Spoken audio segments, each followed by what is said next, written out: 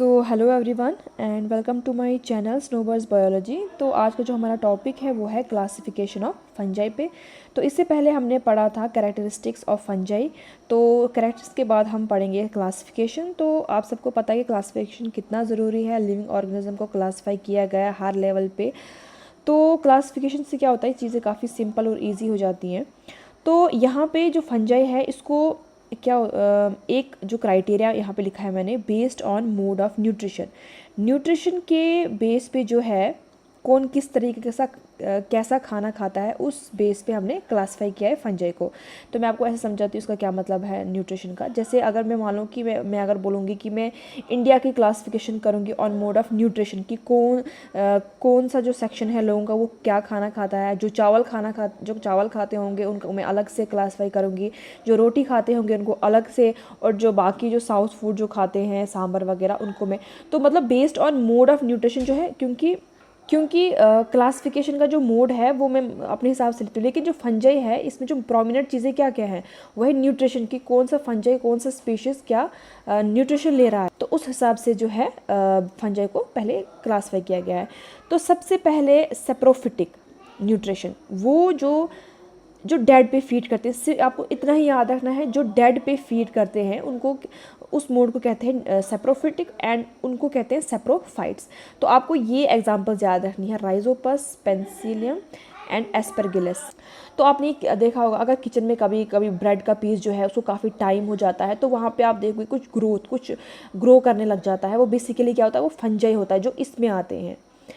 तो ये हो गया फर्स्ट। अब हम देखते हैं नंबर सेकंड, पैरासिटिक आप सबको पता होगा कि पैरासिटिक क्या होता है। देखो क्या होता है, इसमें एक लिविंग ऑर्गेनिज्म जो होता है वो दूसरे लिविंग ऑर्गेनिज्म पे रहता है और वहाँ से जो है न्यूट्रिएंट्स अपटेक करता है और बदले में ये इसको कुछ भी नहीं देता है। यहीं से सिर्फ इसका खाना जो है कंज्यूम करता है, बदले में इससे कुछ भी नहीं देता है।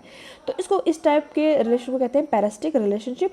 और इस टाइप का जो फंजाई है, अब आपको समझ में आई न्यूट्रिशन की अगर मैं बात कर रही हूँ, मैं कह रही हूँ कि जो फंजाई है वो किस तरीके का खाना खा रहे हैं और कैसे खा रहे हैं, मतलब सिर्फ खाने की बात हो रही है। तो इसमें आ रहा है पक्सीन है जो एग्जाम्पल हो गई। तो नंबर थर्ड, बस 3 ही है, इसकी ज़्यादा नहीं है।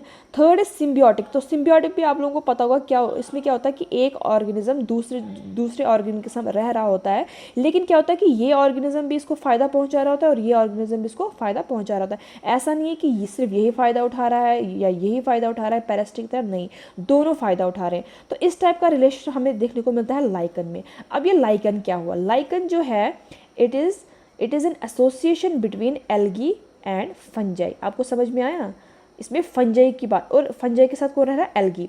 अब ये इसको फ़ायदा दे रहा है, ये इसको फ़ायदा दे रहा है। अब देखो क्या फ़ायदा दे रहा है। एल्गी जो है ये ऑटोट्रॉफ है, ये खाना प्रिपेयर करते हैं, फूड सिंथेसिस करते हैं जस्ट लाइक प्लांट्स।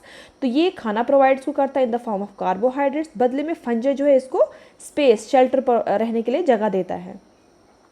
तो आपने देखा होगा रॉक्स वगैरह वहाँ पे ये लाइकन होता है। तो आप गूगल पे भी सर्च कर सकते हो इसके लाइकन की इमेज, तो आपको समझ में आ जाएगा। तो यहाँ पे हमारा मोड ऑफ न्यूट्रिशन जो है क्लियर हो गया, सिंपल है। अब हम आते हैं दूसरे क्राइटेरिया पे। तो मैंने अभी आपको बताया कि इंडिया में अगर मैं आपको क्लासिफिकेशन करके दूँ लोगों की कि कौन कैसा, मतलब क्लासिफिकेशन, तो मैं बोलूँगी कि पहले मैं फूड, फिर मैं दूसरे बोलूँगी कि हाइट पे मैं बोलूँगी कि किसकी कितनी हाइट है। तो उस बेस पे मतलब करने को मैं कोई सा भी क्राइटेरिया ले सकती हूँ। बट हम फंजाई की बात कर रहे हैं, यहाँ पे जो है लिमिटेड जो है चीज़ें हमें देखने को मिलती हैं, जैसे न्यूट्रिशन क्या है।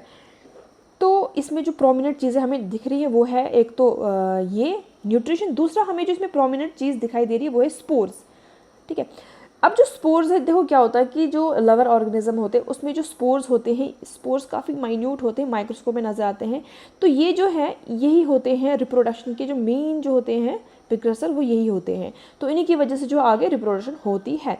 तो बेस्ड ऑन स्पोर फॉर्मेशन की स्पोर किस तरह से बन रहे हैं, कैसे बन रहे हैं, कि ऐसा नहीं है कि हर फंजाई में एक ही टाइप का स्पोर बनेगा। तो स्पोर के बेसिस पे हमने इसको क्लासिफाई किया है, क्योंकि कुछ ना कुछ तो चाहिए हमें क्लासिफाई करने के लिए। तो जाइगोमाइसीट, देखो अब ये जो जाइगोमाइसीट है ये पहले आप याद रखो।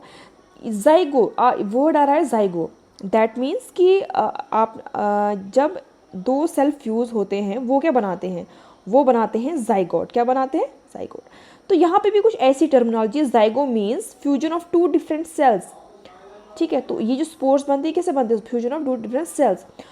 अब जो मैंने आपको बताया इसकी जो फंजाई की प्लांट बॉडी होती है इस तरह की होती है, ट्यूबुलर जैसी होती है इस तरह की।